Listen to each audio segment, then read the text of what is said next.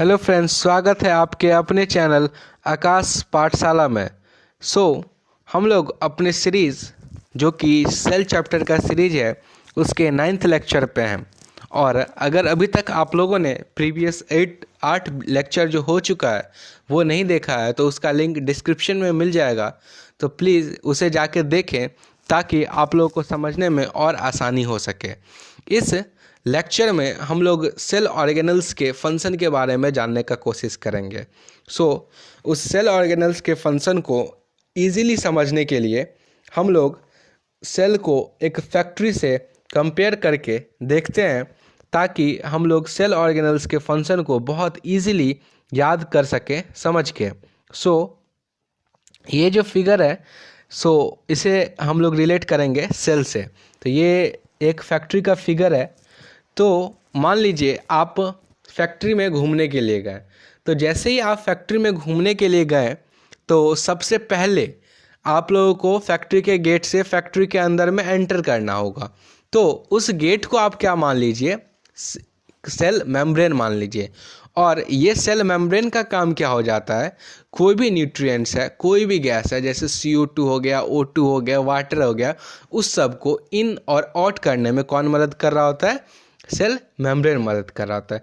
अब जैसे ही हम लोग बाहर गए तो वहाँ पे एक आदमी बैठा हुआ था और बोला कि हमारे बॉस हैं जो कि न्यूक्लियस नाम के चैम्बर में बैठे हुए हैं और उन बॉस का नाम क्या है, क्रोमोसोम।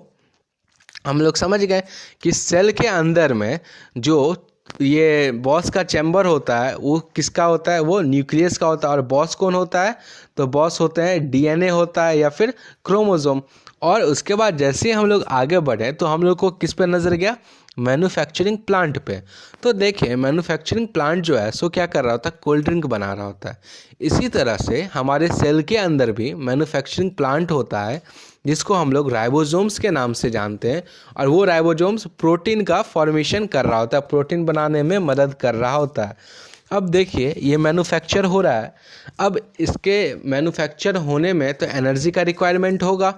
वो एनर्जी कौन दे रहा होता है, फैक्ट्री में एनर्जी कौन दे रहा होता है, तो लाइट का एनर्जी चाहिए तो वो जनरेटर दे रहा होता है। इसी तरह से हमारे सेल के अंदर भी रेगुलर प्रोटीन का फॉर्मेशन हो रहा है। तो ये प्रोटीन का फॉर्मेशन होने के लिए तो उसको भी एनर्जी चाहिए।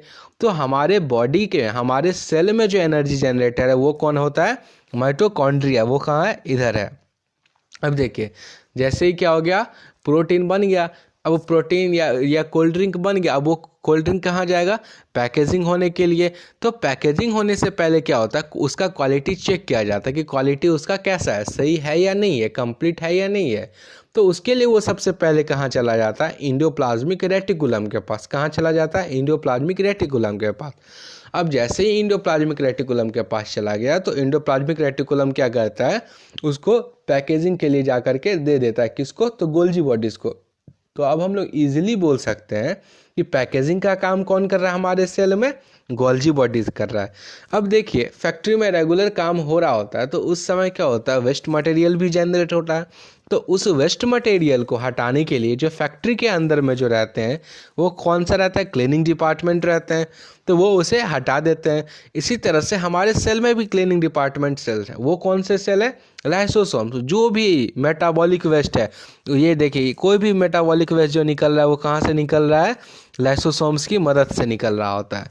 और जिस तरह से फैक्ट्री में पैंट्री होता है या फिर स्टोर एरिया होता है, उसी तरह से हमारे सेल में भी स्टोर एरिया रहता है, जिससे हम लोग क्या समझते हैं, वैक्यूल समझते हैं, जहाँ पे क्या होता है, पानी वगैरह क्या होता है, स्टोर रहता है।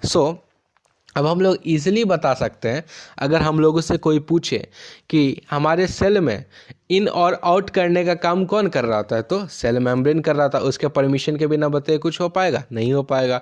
हमारे सेल को पूरे तरीके से उसके अंदर में जो भी फंक्शन आ रहा है उसको हैंडल कौन कर रहा है, तो न्यूक्लियस कर रहा होता है।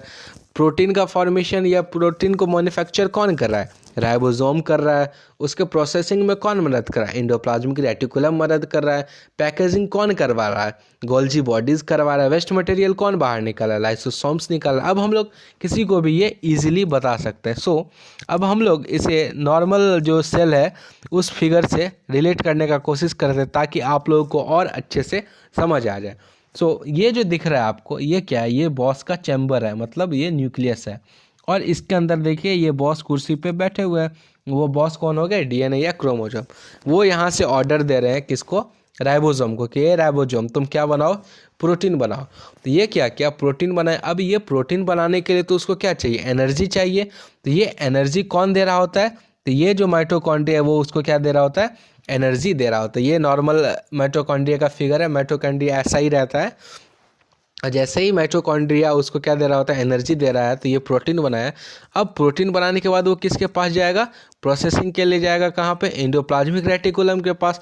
और एंडोप्लाज्मिक रेटिकुलम क्या करेगा, सारा कुछ चेक करके वो कंप्लीट है या नहीं, उसको कहाँ पे भेज देगा गोल्गी बॉडीज़ के पास, कि अब तुम क्या करो, इसको पैकिंग करो। अब इस सब के दौरान जो भी मेटाबॉलिक वेस्ट रहता है, तो ये इसकी मदद से, जो कि ये लाइसोसोम्स है, उसकी मदद से क्या होता है, ये सेल के बाहर निकल जा रहा होता है। और उसके बाद जो ये पार्ट दिख रहा है, ये कौन सा होता है, स्टोरिंग पार्ट, जिससे हम लोग क्या बोल सकते हैं, वैक्यूल्स बोल सकते हैं।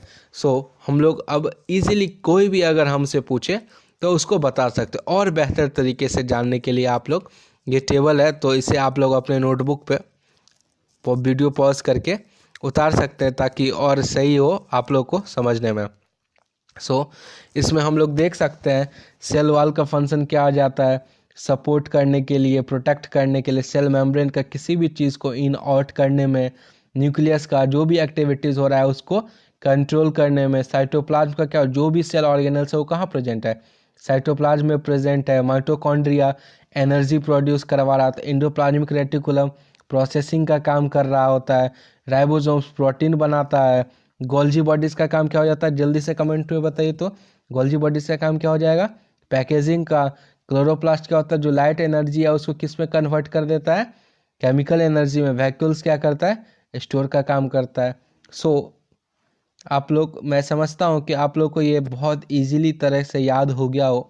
और अगर ये वीडियो पसंद आया है सो प्लीज़ इस चैनल को सब्सक्राइब करें, वीडियो को लाइक करें, अपने फ्रेंड के बीच में शेयर करें, और जो भी डाउट हो उसे कमेंट सेक्शन में ज़रूर पूछें। Thank you.